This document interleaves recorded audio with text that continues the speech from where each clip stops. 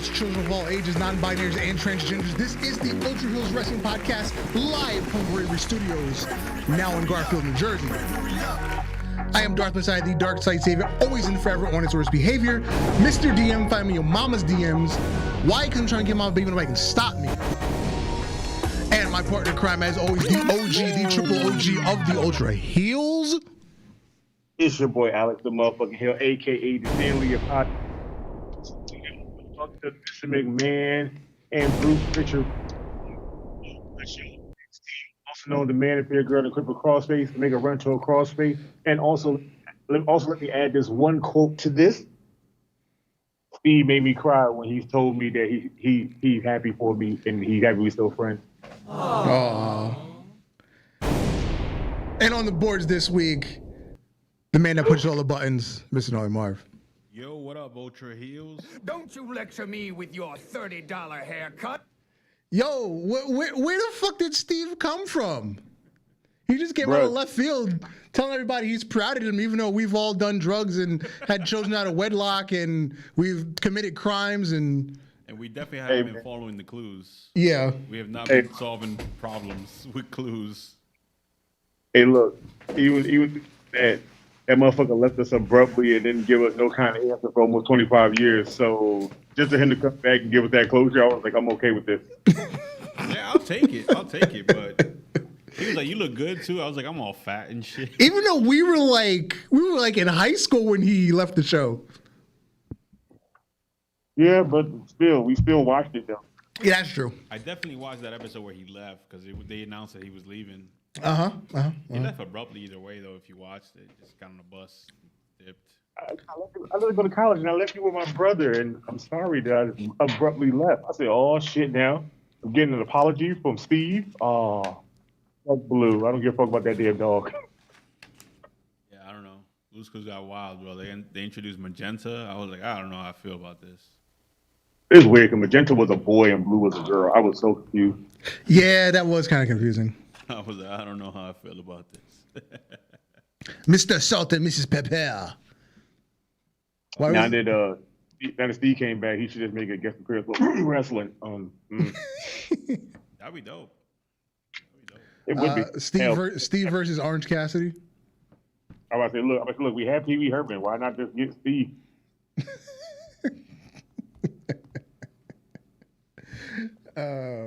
Well, before we get too far in the show, I did mention I have this really random list of top Canadian wrestlers. Let's go over it very quickly.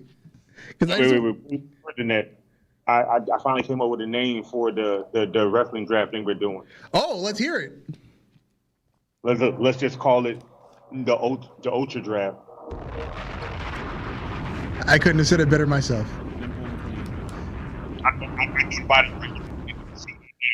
I told somebody, I was like, yeah, we doing this like draft with our Ultra Heelz. I was like, it's like an Ultra draft. Wait a minute now. You know what? You know what's funny? I think that's the name I have as the playlist on YouTube, just Ultra Draft. Yeah, so that just should have been the name the whole time. All right, so I forgot where this list came from because, like I said, I took a screenshot several weeks ago and forgot to mention it on the show. All right, the list is, this is 1 to 10. Bret Hart, Edge, Trish Stratus, Chris Jericho, Rick Martel, Natalya, Owen Hart, Mad Dog Vachon, Christian, and Pat Patterson. Pat Patterson's Canadian? Yeah, he's Canadian. I didn't know that. I didn't know he hardly talks. So I never really knew that. Well, when he talks like in those backstage segments when in the Attitude Era, I can hear the slight French Canadian accent, kind of like Renee, because Renee, just depending on what she says, you can hear it, but she doesn't always have the accent. Never knew that. Is there anybody on this list you would want to put on this list and then take somebody off? You know me, Benoit. Oh yes, yeah. Where the fuck is Chris Benoit?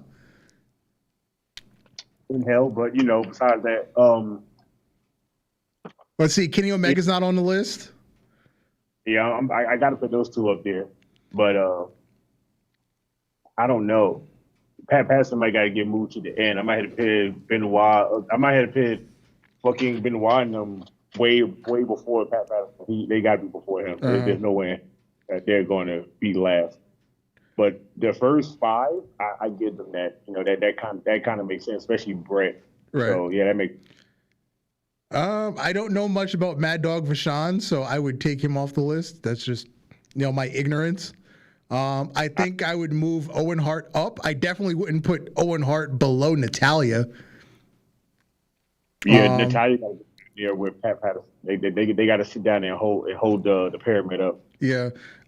Is not to shit on Trish Stratus, but I don't think she was that great of an she's not that she wasn't a great in-ring talent. It's just she found herself late in her career in terms of in-ring ability. So I wouldn't put her as number 3. Fuck all that. Where's Owen and fucking Sami Zayn? Yeah, Sami Zayn, Kevin Owens. Yep.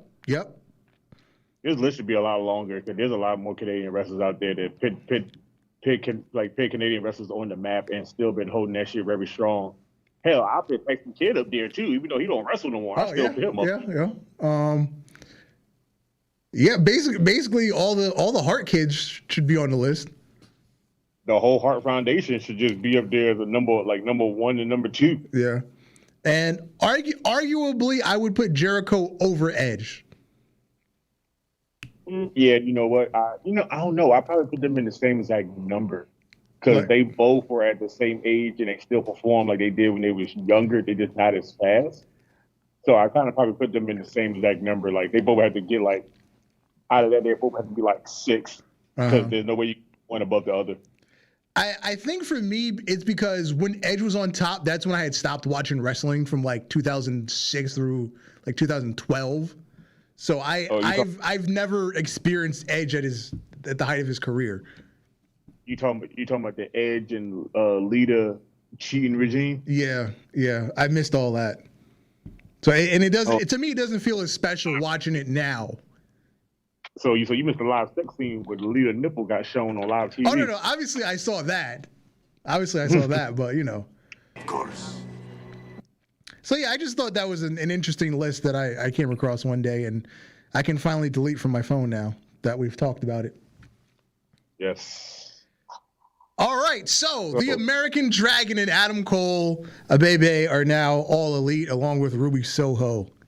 We called all of those, right? All 3 of them? Yeah, we called all 3 of those to show up at least show all about all out. We called all 3. Yeah, we just didn't know when, but when CM Punk finally came in, we was like, they all got to at least show up around all out because there's no reason not to have them all in the same show. But had them all come out at the same night, made that pay-per-view the pay-per-view. Just the end of the pay-per-view, having Daniel Bryan and Adam Cole together, it almost made it seem like they were going to do a program with the 2 of them off the rip. But they've already gone to Daniel Bryanson, Kenny Omega for the title. Are they going to do this? Are they going to fast track this and do this at Arthur Ashe Stadium at the end of the month, or are they going to do a proper program and do this at Full Gear in December? I think they're probably going to do a proper program in Full Gear because Daniel Bryan has came out and cut a lot of promos, and so Kenny Omega asked him the yes lock. So they probably going to do a whole program. They probably not going to fast track it, but I'm just happy to hear what Daniel Bryan said in the conference at the end of the show when he said, CM Punk said he came here to, help out the younger generation. And he said, I'm grateful and I'm happy for that, but I came here to kick off some heads. Yes. Yeah. I'm here to teach nobody. And I was like, that's all I wanted to hear.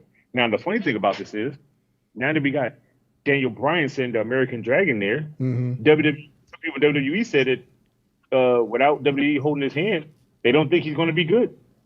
And people are like, do you not know what this man is? That's stupid. That's just them being salty now because it's all the glaring problems that we always talk about. It's like, yes, you get more exposure with WWE, but there's just so many problems with putting content on television. It's not even so many problems. Like, there's a picture online of like the male roster from Raw, SmackDown, and AEW.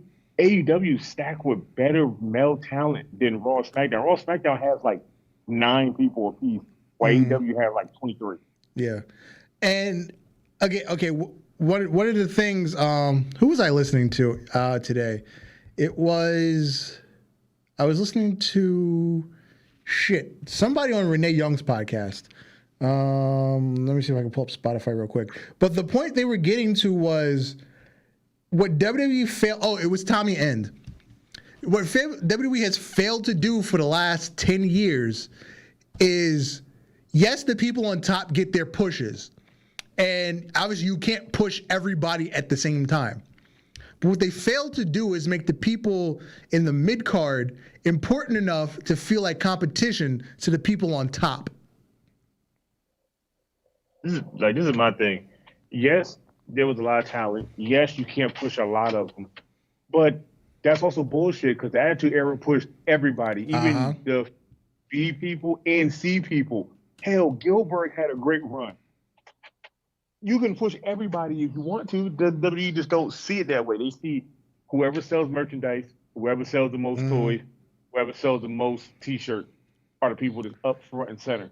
Yep. And then you just everybody else in the dust to make them now. Like WWE is supposed to be the Hall of Fame of wrestling, but you get people there that like when they was kids they wanted to wrestle for you, and they get there and then they resent ever being in the company, and that's something you never want to do with talent because if they leave, they might not ever come back. And now that they have another place to go, why would they need to come back? Like, who gives a rat's ass about a Hall of Fame? Yeah, Mick Foley on Instagram and Twitter, he said WWE is behind the 8 ball now. They're fighting a losing battle, and it's all because of themselves. It's not that it's just the existence of AEW. It was people were leaving, fans were leaving anyway. It's just now they have something else to watch. And the sad thing is, when Mick Foley said that, Booker T also agreed with him. Yep, Booker T. Yeah. Yep. And you know, Booker T don't hardly agree with anybody. Booker T got his own opinion. You know, he a black guy from Texas. He got his own goddamn opinion, but he agreed with Mick Foley. He was like, "Yeah, bro, like WWE needs to change and step up." And I'm like, "Bro, fans been saying that shit for years. Like NXT was our step up, and then now Vince got a hand in it.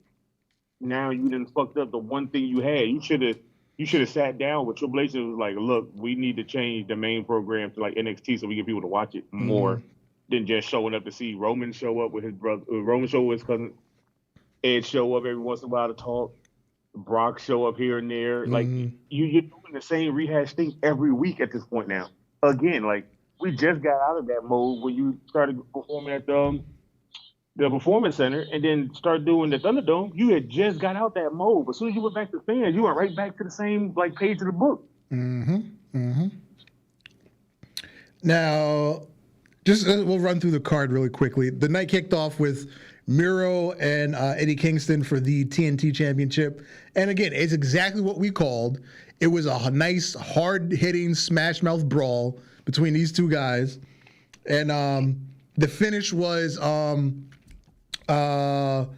Kingston got screwed by the ref because at some point the turnbuckle pad came off and the ref was trying to put it back on while Kingston hit his finish. So, and then Miro just came back with what used to be called the Machka kick that we can't call the Machka kick anymore because it's a WWE trademark. You know what I find funny? Did you see Miro's tweet after that? Yeah. And then something about he redeemed his nuts, and then Lana was like, "I'll redeem yours when you get home." I was like, speaking of Lana, Happy Lana Day. it's always Lana Day. Yo, is SmackDown in Jersey today? Yes, it is. No, New York. It said Madison Square Garden. Yeah, I figured it was close because I see people on Instagram at the. I believe next week is Jersey. Yeah, I see or Raw is in Jersey next week, something like that. Because it's an East Coast swing. They're gonna do Boston, Philly for the next couple of weeks. Copy. Yeah.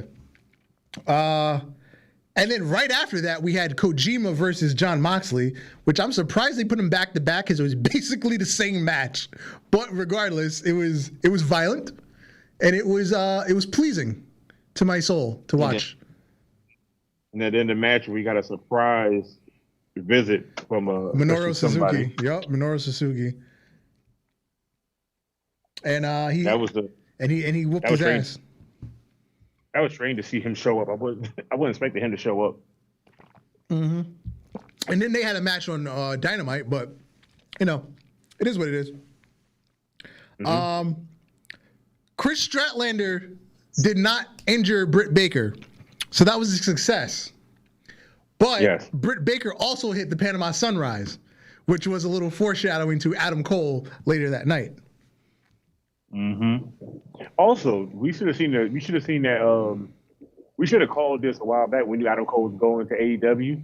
Because if you realize that 2 out of 3 falls match, yep, he did lockjaw in. Yeah, he did lockjaw with Kyle O'Reilly. Yep. Then WWE let that. Good. Oh no, I'm so mad WWE let that go, and then I'm also mad that people found out what they was going to do with Adam Cole. Oh yeah. We'll talk about that at the end. Yeah, well, no, never mind. We'll talk about it now. Why the fuck would you make Adam Cole a manager? How, Sway? Seriously? Make a mouthpiece to Keith Lee, like how Lilo was to Bobby Lashley. What the fuck? Who thought of that dumbass idea? Not to mention you have AJ Styles and Omos on Raw, which is the same thing. A little white guy with a giant black guy. I told you, bro, WWE is out of touch with wrestling at this point. They just keep trying to use the same thing for everybody. So Bruce Pritchard sat there and told Adam Cole, yeah, we're going to have you be the mouthpiece for Keith Lee. No, nothing against Keith Lee. This is just, it's a waste for Adam Cole. Like, Keith Lee is good on the mic by himself. He don't need nobody to be his mouthpiece. Oh, man. Like, that's a waste of 2 talent the day that did that shit. Yeah. What do you gain from that? Next up was the cage match between the Lucha Brothers and the Young Bucks. And AEW cage rules, you cannot escape the cage. There's a disqualification. The pinfall or submission must occur inside the cage. And you called it too last week when you was like, I see the Lucha Bros going on top of the cage. No. I asked who's going off. You said Rey Fenix, so that credit's on you. I said Rey Fenix, and I changed my mind. I said everybody. Everybody's going to go on top of the cage. So, Rey Fenix went off the cage, and that was like the big finish. And then they hit their tag team pile driver for the finish. But out of that whole match, the highlight of it was for me was when Nick Jackson pulled out the sneaker bag and pulled out the Travis Scott. Yeah. The thumbtack and the Travis Scott Instagram page for those sneakers blew up. Posted that. So those are the legit ones. Those are not the fakes. And I was like, bro, that's the $700 shoe. Yeah, and then on Dynamite, he was wearing a different pair that he didn't destroy for the match. So he bought 2 of them, at least 2. Next up was the Women's Casino Battle Royal. And because I watched this on Monday, not on Sunday, I didn't watch it live, I skimmed through until I saw Ruby Soho. So that's all I know is Ruby Soho coming out. She kicked ass. She won defeating Thunder Rosa with a nice spot on the apron. Yes. And I'm happy that she won coming in. But at the same time, that's kind of too fast of a push for her to just come in like that. I mean, well, she's better than most of the women there in the ring. All the people that have gotten their breakout with AEW, Penelope Ford, Allie, all those people, she's better than all of them. She's not, basically the people that are better than her are what? Thunder Rosa, Serena Deeb. I'd say she's on par with Britt Baker, but she's basically top of the food chain coming in. Bro, she trained Britt Baker. Like when she said that, I looked at her, I was like, holy shit, she really did train Britt Baker. Oh yeah, yep.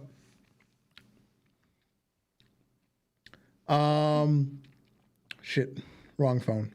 Yeah, so she came in as the Joker. She won the match. The only other Joker to win the match was Adam Page. at the debut at Double or Nothing. Oh yeah, that is true. Because who was the Joker? Matt Sydal was the Joker, and that's when he botched the Shooting Star Press. And who won that one? Was that? I forgot who won that one, but it wasn't really important. Was that Scorpio Sky's win? No, he won the ladder match, not the Battle Royal. Anyway. Scorpio Sky won the brass ring bullshit. Yeah. And then nothing. Yeah, he got a TNT title match, not a world title match, because clearly AEW doesn't push people of color. Like any other wrestling brand. Well, Bobby's still champion. Well, let's not dump on them yet. Hey, first of all, how long that took? This is true. I said, don't forget. He had to fight his so-called sister that was 3 men dressed up as women. Jesus Christ. Yeah, and then Rich Swann and Moose had a great title feud. But Rich Swann got that title out of the soul left field that nobody was like, oh, Rich Swann's in a title match. Oh yeah, we know he's gonna lose. He's not gonna win it, and won it. And people was like, huh, did not expect that from him. Jay Lethal is one of the greatest Ring of Honor champions ever. Jay Lethal is the best thing out there. Also with that Ric Flair impression, because I still watch it from time to time. Yes, you have to go back and watch that. I watch it like every other week or so. Next up was MJF and Chris Jericho. If Chris Jericho loses, he can't wrestle in AEW anymore. It's not that he can't wrestle it at all. It's not that he has to leave the company. He just cannot wrestle in AEW. So he can do commentary. He can do interviews. He just can't wrestle. You know what's funny? I would have liked to see Chris Jericho lose and then just do something else behind the scenes and wrestle. Uh-huh. I'd have seen it. Matter of fact, I'd love to see him going around and being like Cole, but better. Because I like him more. I like him on commentary. On commentary, he was great. Yeah. They had the false finish where MJF hit the Judas effect on Chris Jericho, and then he went to pin him, and Aubrey missed the foot on the rope, and the other referee came out and said, wait, his foot was on the rope. They restarted the match, and of course they had the really quick finish, and obviously MJF lost, and Chris Jericho can still wrestle, even though he's going on tour with Fozzy. Oh, and Chris Jericho's entrance, his guitar player was the actual guitar player from his band. I knew he looked familiar when I saw him. I was like, why did he look so damn familiar? Yeah. Oh, also the Lucha Brothers, I forgot. They had a live performance for their entrance as well. I think it's the group, the guy that actually raps the song did it for them. Yeah, the shit was dope as hell. Yeah. Next up, the match of the night. Well, before I say match of the night, Darby Allin and CM Punk. The internet has compared that match to Bret Hart and 1-2-3 Kid. Right, it's identical from the beginning of it. Now, once it got past that point, I got a little concerned. Not to shit. I'm not shitting on CM Punk because I love CM Punk. He looks slow. He did. He definitely looked like ring rust. The time away, age is catching up to him. He caught up with him all at once in his show. Yeah, because look at Christian. Christian's like 2 years older than him, and Christian I think he's doing the best work of his career right now. So it was a little off-putting to see CM Punk just be not CM Punk. Well, it was, but at the same time, it was kind of good to see him start off slow and then pick up some speed and then get faster and then start easing back into it. Yeah. Yeah, like he's gonna get better, right? I mean, I assume. Yeah, but again, my comparison to Christian coming back at the Royal Rumble, and then he had that spot with Randy Orton where he permanently retired him, and then he shows up in AEW and just has a banger match on TV his first night out. CM Punk.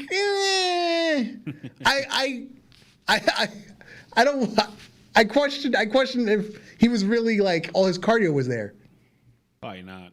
Probably not. But I mean, has Christian ever taken that long of a break? What was Christian? Christian was out for almost the same amount of time. 7 years. It was at least 5 for Christian. At least 5. But don't do what Christian was. When Christian was out and his neck started feeling better, Christian was still in the ring training. When CM Punk left, he just left wrestling. There was no training. There was no nothing. Okay. Christian still was training off and on random people that wanted to get trained. So he was always constantly in the ring. Right. CM Punk wasn't. So for him to get back in the ring and to still put on a decent match, I ain't going to say it was the best, but it was decent for a man that hadn't wrestled since what, 2014? Hold on. What's up, Valdor? Valdor said, I wish Fozzy was just a bunch of Fozzy Bears just telling jokes next to Chris Jericho. Waka waka. Oh, that will be so annoying, and I feel like WWE would have did. Yeah. I really bet them up as just for that whole purpose, and they'd have been part of the list.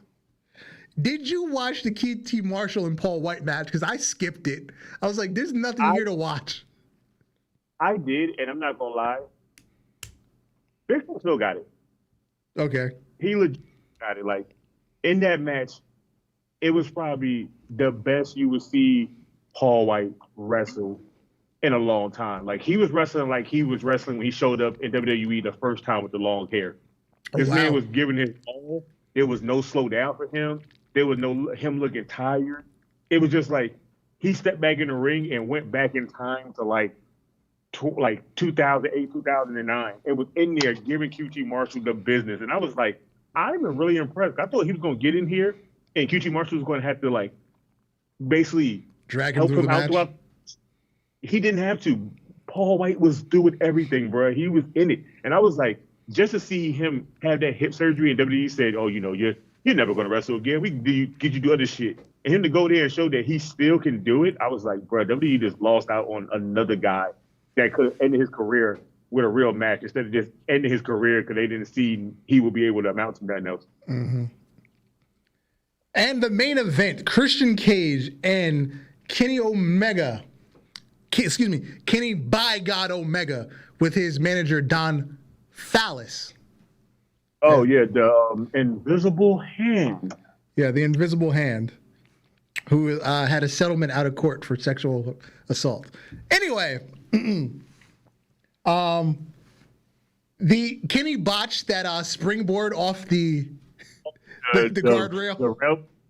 Bro, first of all, he did slip, but he did catch himself. Yeah. And I was like, I'm happy he caught himself. If he did that and straight fell and disappeared off camera, I'd have turned it. That'd have been it for me right now. I wouldn't believe it. I'd laugh. Yeah, so obviously we had, a run-in from the Good Brothers. We expected that. The finish was an avalanche one-wing angel off the top rope.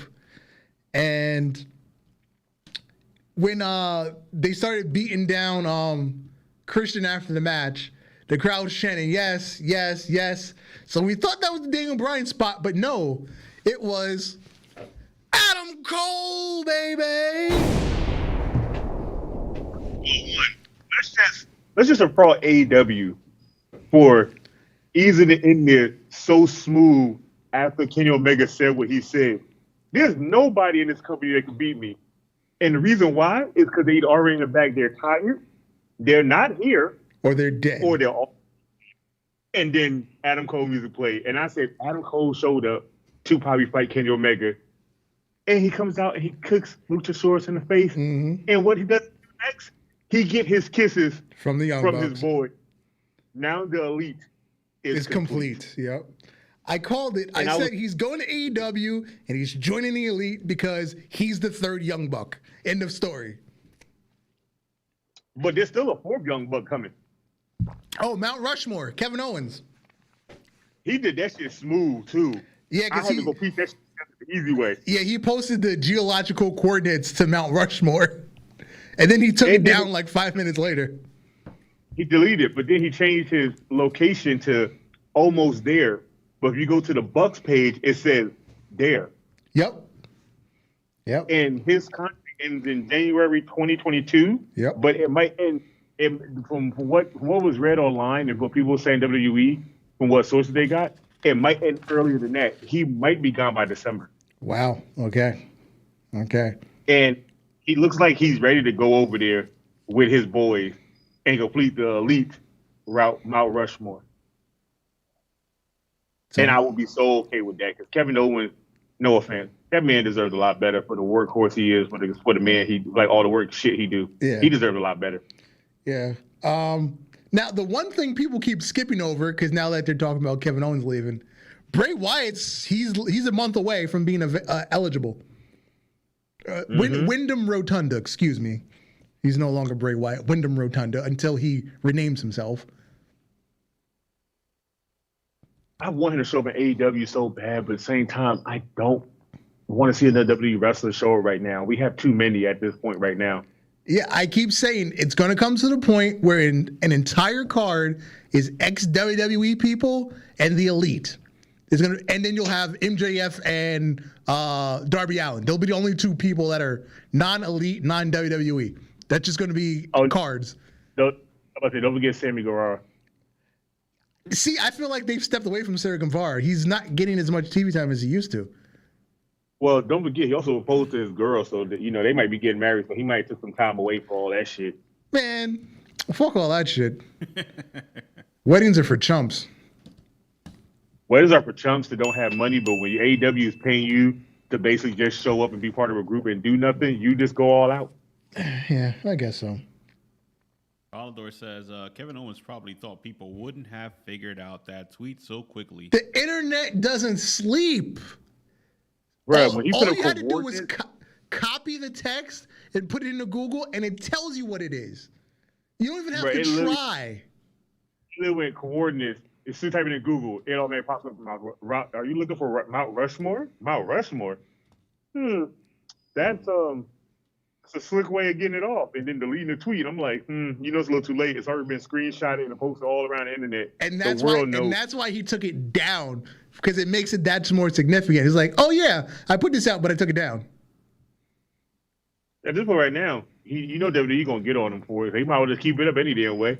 At this point now, WWE got to realize if your wrestlers are unhappy, you got to do a lot to try to make sure they stay without going to the other company. Even though Vince is like, AEW is not competition. It's not competition for you and your brand, but for you to keep people in your company, it's competition. Mm-hmm. Well, Vince called an emergency writers meeting Monday morning. So obviously he's concerned. He's talking about bringing back a Hall of Famer that's been gone for 9 years. And I'm trying to figure out. Okay. You're talking about that one. I was going to say why the Undertaker is appearing tonight. Oh, no. Undertaker's appearing tonight because of the Netflix movie him and the New Day has. Interactive movie. What that means, I don't know. Oh, you never seen, you ever watch Black Mirror on Netflix? No, sir. Black Mirror on Netflix is just like R.L. Stine little story. But there's an interactive one. You can choose a decision on how the rest of the movie should play out, and you can change the whole outcome of the whole entire movie. I think they said there's 43 different endings for it, so you can never get all of them. So if it's going to be interactive, that's going to be dope as hell, because when the last time we see Undertaker in any kind of media form besides just wrestling? That is true. Never. And to have the New Day a part of it, that means this was probably shot a while ago before they even broke them up. No, not necessarily, because I'm going to say it was shot before the Thunderdome era ended, because obviously they would have had more time to film stuff because they wouldn't have been on the road. Well, that's it. I don't know, because Kofi Kingston has still the black dread. They're not blonde. Oh, yeah. So that must have been shot probably in the last year then. Yeah, it was shot a while ago, because Isaiah Wood still rocking the ponytail afro. Big E still rocking his normal cut, but Kofi has the black dreads. He doesn't have the blonde ones that he switched over to down the road. So this was shot a while ago. So for them to just talk about it and it comes out in October, the best time ever. But the name of it is so bad. What is the name of it? I haven't actually seen the name. Escaping the Undertaker. Oh, that's it. Just escaping. That's whack. Hit the whack. It is. It sounds like the writers in there like, what should we name it? Hit Undertaker. This is like, I like it. Go ahead and make that sound. I was just joking. I was fucking around. Valdor said, "I can't wait to see the New Day go all Scooby Doo on the Undertaker." First of all, I can't wait either. More good news from WWE. Allegedly, we're getting GM mode in WWE 2K22. I don't give a fuck about a GMO. I don't care. Look, GMO for the last WWE game, I tried playing it, and I tried my hardest. I had a notebook with the pay rate I was paying people and shit. Bro, by like the fourth show, I had lost all my people. I was like, fuck this. I don't want to do this shit no more, bro. I don't want to run the company. I just want to wrestle. And speaking of running the company, it'll lead us into our Ultra Draft. It finally has a name that we talked about at the beginning of the show. So, due to unforeseen circumstances with real life situations that we're also keeping kayfabe, you did not book your show last week, so you can go first, and I'll do my show after yours. We'll just have a double sesh. Okay, so my last week's show, Right. I had a Jay Lethal versus Kurt Alexander. And Jay Lethal won. Wait, was that last week? No. No, that was the first week. That was the first week. Last week was Jay Lethal and Cesaro. Was it? Yeah. Oh yes. No. I have week 1 up here you sent me. I have week 1 of August you sent me. And I had week 3 of August, but I have nothing else after that. Yeah, because that was last week when with the storm and you gave your wrestlers the week off. Yeah, 'cause I had Taboo Tuesday last week, didn't I? Yes. Yeah, okay, I am looking at the right one. So that was Swerve versus Critic versus Shelton and Iron Man match. Yeah, there you go. That's it. Yeah, we're caught up, bro. So now that Swerve won, the next match we will have for this show going off the beginning will be R-Truth. I already like this. Going against he would be going against Danny Boy Smith Jr.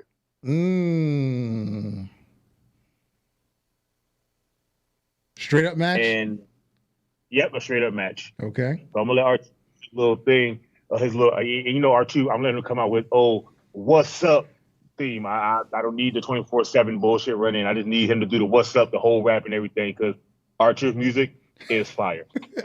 All right. Last time we had Sheamus versus Danny Mav. So seeing how Danny Mav lost to that match, I'm gonna have Danny Mav and Warlow versus Sheamus and Cesaro in a tag team match. Oh, bringing back the bar.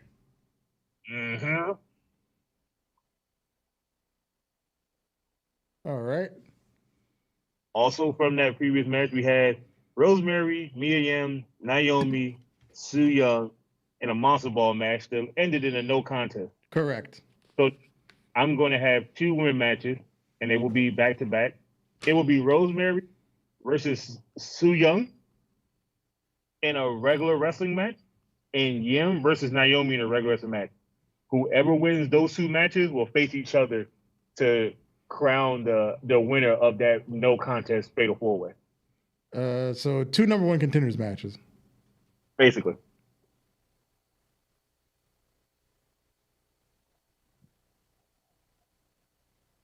To face Gail Kim, who is the current Stardom champion.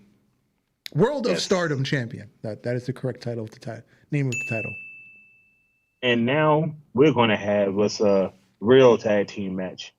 And I thought about having a little fun tag team match. Okay. So I'm going to have Mustache Mountain versus the Briscoe brothers. Ooh. In a fall count anywhere tag team. Oh, okay. I see what you did there. Yeah. Falls count see how anywhere. the match was Cesaro versus Jay Lethal for No More Contenders, and I could make Cesaro won. I'm gonna have Jay Lethal get a little match of his own for the main event.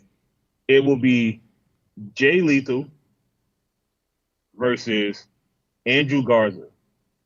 Oh yeah, you do have And Angel Garza. yeah, and I'm having a stipulation match. Uh-huh. The stipulation match, no top rope moves. Ooh. Okay. They can go luchador out, but there will be no top rope moves. First person to do a top rope move will be disqualified and lose the match. So does that count middle rope springboards? Yep. Oh, okay. Okay. Okay. And that will be the end of my show, seeing how the current events have happened in New Jersey that fucked up my show. Gotta keep it kayfabe. Gotta keep it kayfabe. Got you. All right. Over that is Dragon Force. Did you happen to see the thumbnail that I put on YouTube for Dragon Force? Yes, I did, and I screenshotted it. No, okay. Because I was trying to come up with something. I was like, can I find the word Dragon Force as a logo anywhere on the internet? And sure enough, I did. And I just put it over a matching background. Yeah, because Dragon Force is a rock band too, right? Apparently, it's an anime. Oh, I think that's where I stole the logo from. Like, as a matter of fact, I think the anime stole the logo from the wrestling. I think the wrestling was out just a little bit longer before the anime was even airing. wasn't there a song in Guitar Hero called "Through the Fire and Flames"? Possibly. Yeah, Through the Fire. And that Yes, was it's Through the by Fire a Flames, band aka called, Dragon Force. The band was called Dragon Force, I think. That song is like 9 minutes of straight hell.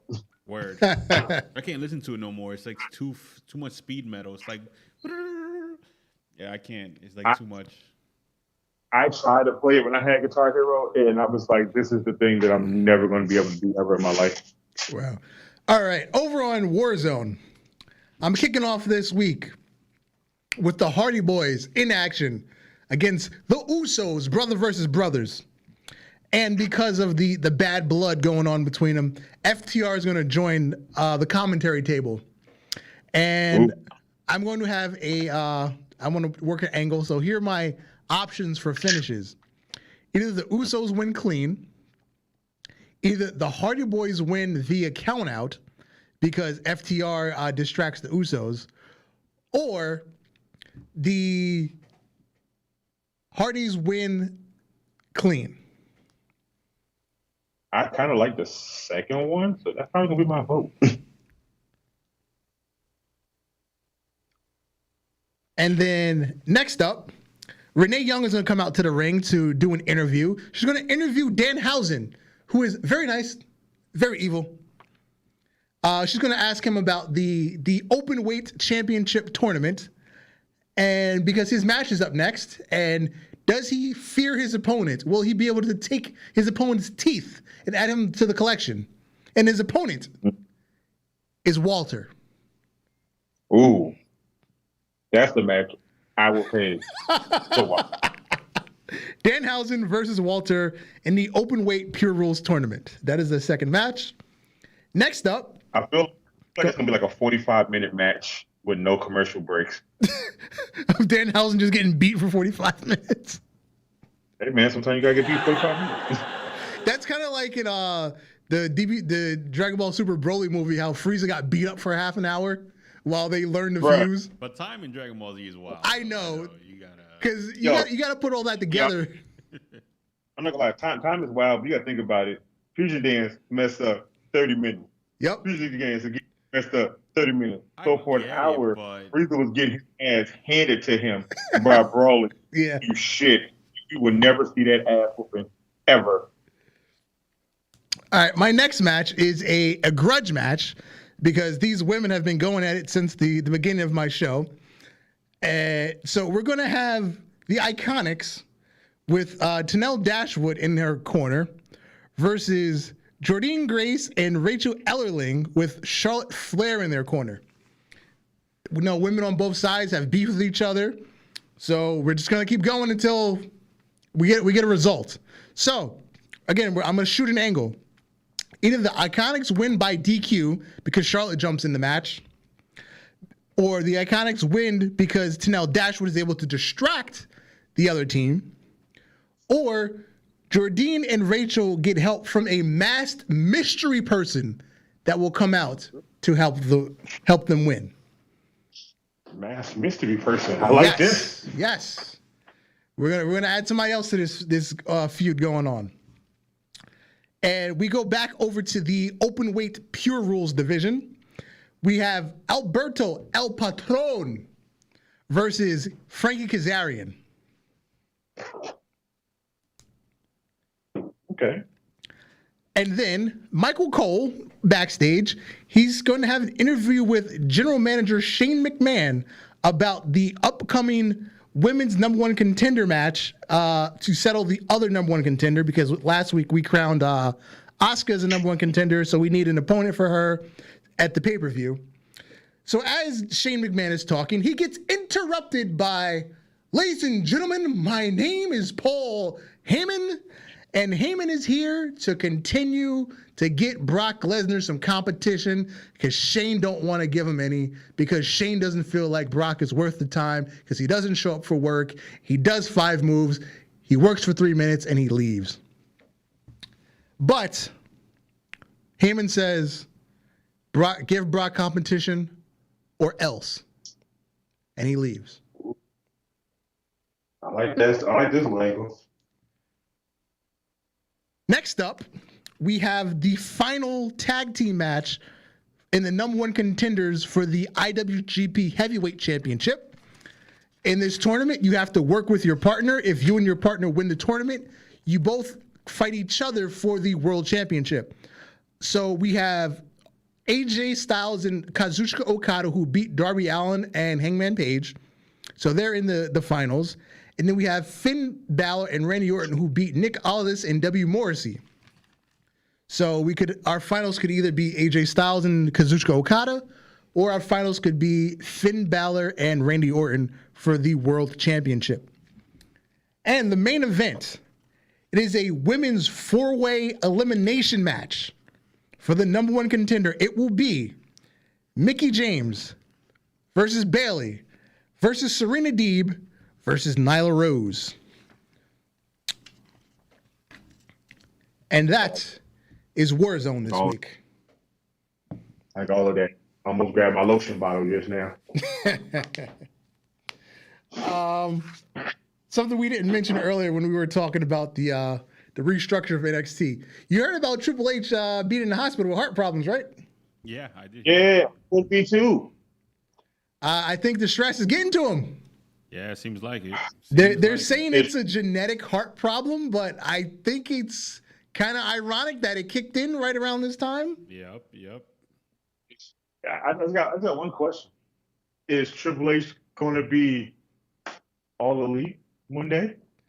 Paul Levesque will be elite. Yes. You think so? At this point right now. No, I'm joking. At this point right no, like we're joking. At this point right now, it seems like Vince is just trying to force him out of his position that he gave him open range to do, and he made a show. He doesn't want to insult Stephanie by firing Triple H, so he's just going to keep fucking with him until he says, you know what, I'm done.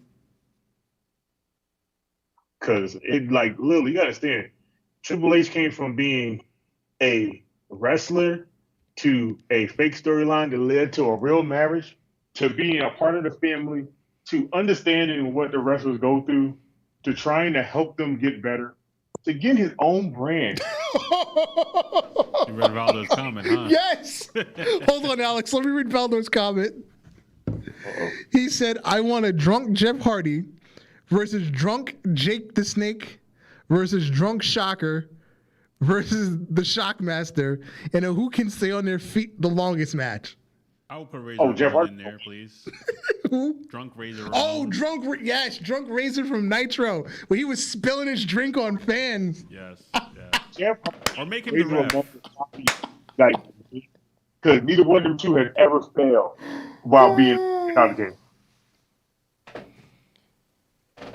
If we had some sort of prize, Valdor wins it. Yeah. But we don't have a prize. Yeah, give him an applause.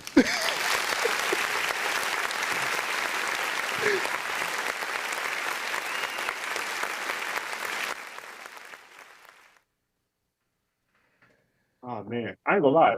That All Out pay-per-view was probably the best. I ain't gonna lie. The All Out pay-per-view did its thing, and it brought people that haven't watched wrestling back to watching wrestling. Uh-huh. WWE shit. At this point right now. It's the highest rated pay-per-view of any company since like 2012, basically since the network started. And that's crazy. Like you let the wrestlers get free range or how they want to do a storyline, and you don't hold none of that shit back, and you see what you get. You get quality fucking show. It's WWE, you know. Oh yeah, you have a great arsenal of moves. You can do like 50,000 things, but I need you to only pick 10 of them. And that's what you're gonna do. And we're gonna keep you on the main card. I think they only do like 4 or 3 or 4. Yeah. Ricochet came to NXT with 1,000 moves. Got to the main roster and only had like 8. Yep. Oh, let's also talk about the thing Finn Balor said after his little match with Roman Reigns that last Friday SmackDown. Oh yes, let's talk about what happened after the match. Yes. Yeah, so you know when he lost, the little red light flickered, and people were like, "Oh, we're getting the demon, Finn Balor," and I'm like, "That's great." But then Finn came out and said, "WWE doesn't really need me." Yeah, and that's something you don't want to hear from somebody you just put up to the main roster. I took it as a work. Yeah, there's some truth. I mean, I'm sure he means it somewhat, but he said it as a work, just because of the situation that's going on. Obviously, we had the thing where Heyman's phone kept ringing with Brock Lesnar's music, and Finn Balor gets beat. So it's like, is he really that important in this scenario? He's like the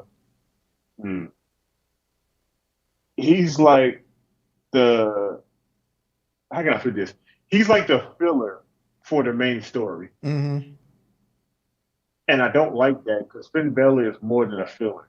Because people keep forgetting that he was our first Universal Champion, and he never got a chance to really be champion until he got injured. Yep. So even though Roman's on top and Roman is the guy that people want to watch, Finn is kind of more popular to get his belt back to see what his title reign would be because he never had his title reign. Yeah. But all WWE wanted him to do was walk around, smiling, do the coup de grace, lose, or change his gear to the rainbow. And I'm like, okay, that's great. You know, support, the LGBTQ plus and the rest of the alphabet. That's great. But you literally just did nothing in that short moment. So what you saying? The LGBTQ ain't shit? The fuck is happening here? Yeah. Before we get out of here, let's go over the Pro Wrestling Illustrated Top 500 list. And what do we call him? The best bout machine. Kenny Omega is back on top. I believe this is his second time at number 1. Second, yep. Yeah, what was the other one? I think was 2016 when he was world champion in New Japan. Yep. They made a big deal about that in New Japan. Yeah, because even though Meltzer has no say-so in this magazine, I'm sure he had plenty of paper towels and Vaseline on hand. Have you ever seen Meltzer's room? Yes, it's a fucking mess. I feel like some of them pages are stuck together, and the ones stuck together are anything that the Bucks, Bullet Club, or Kenny Omega. Yeah. So here's the top 10. Kenny Omega, Roman Reigns, Bobby Lashley, Drew McIntyre, Kota Ibushi, Jon Moxley, Will Ospreay, Finn Balor, Shingo Takagi, and Rich Swann. I don't have a problem with any of those. I'm happy with Rich Swann making it to the top 10. Yeah. Because the last 5 he wasn't even in the top 20, if I remember.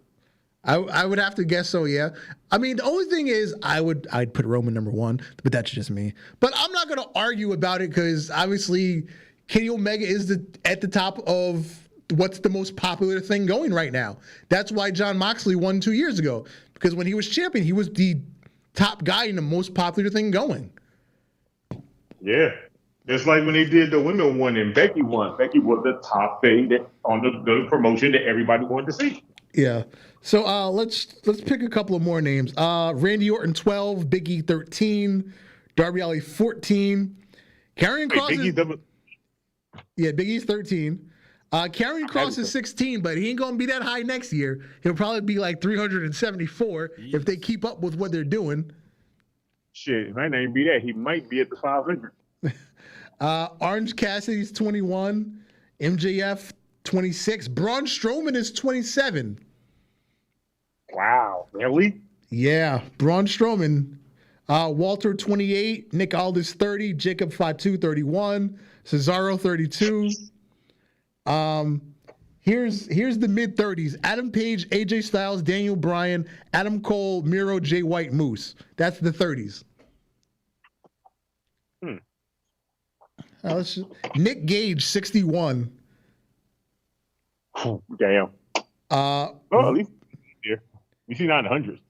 Damian Priest 85. Let me just keep Warhorse.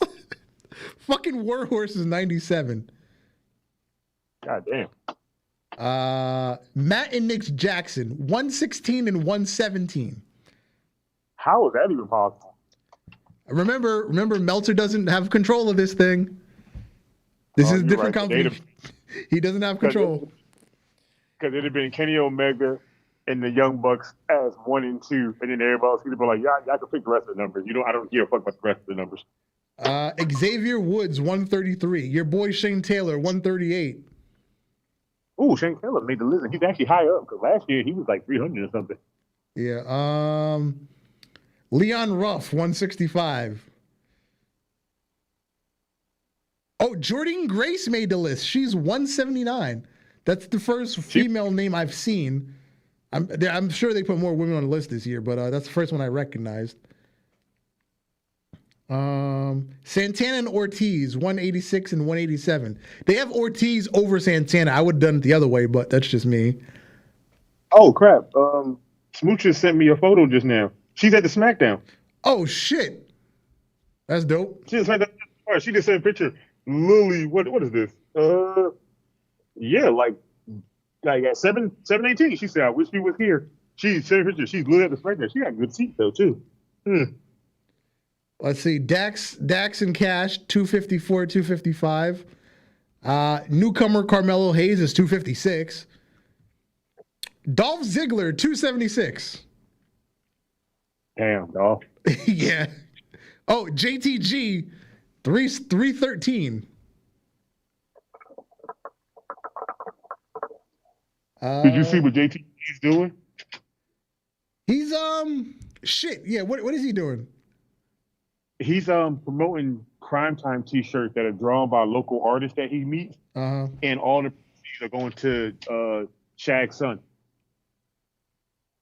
That's nice. So, I think they're like their 5th T-shirt right now, and their 5th T-shirt is actually kind of dope.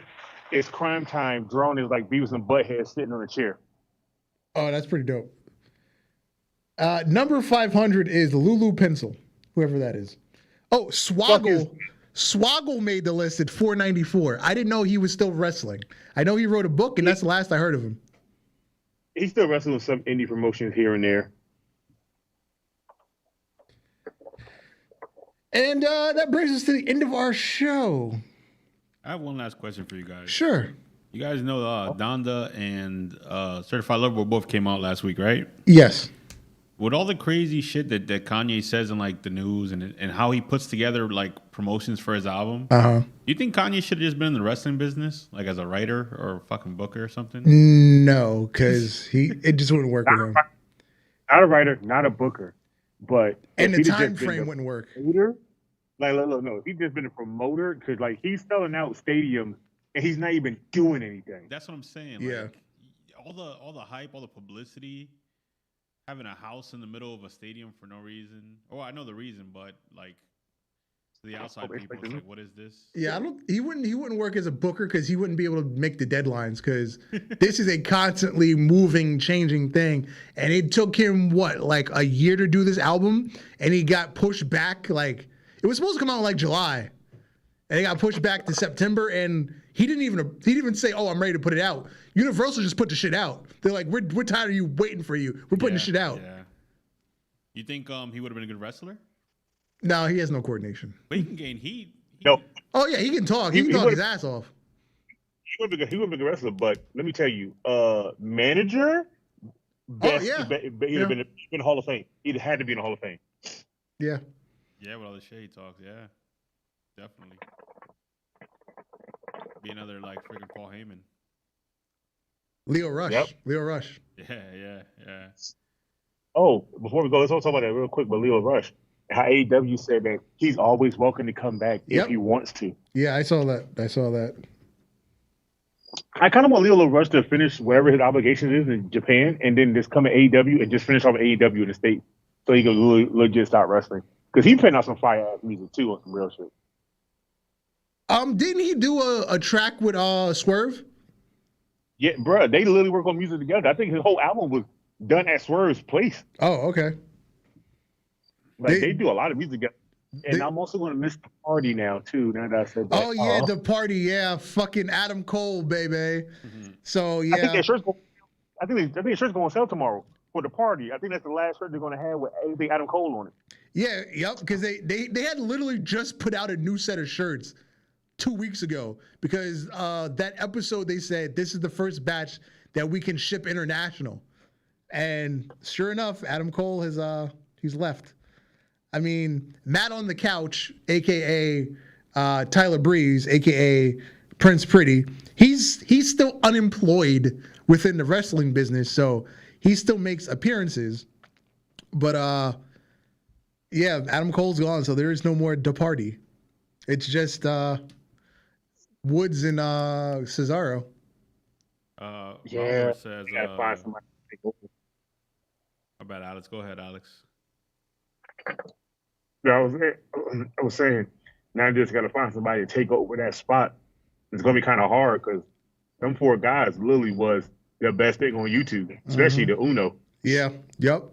Who would have thought I would have enjoyed sitting watching people play Uno for an hour? Especially all the catchphrases they came up with.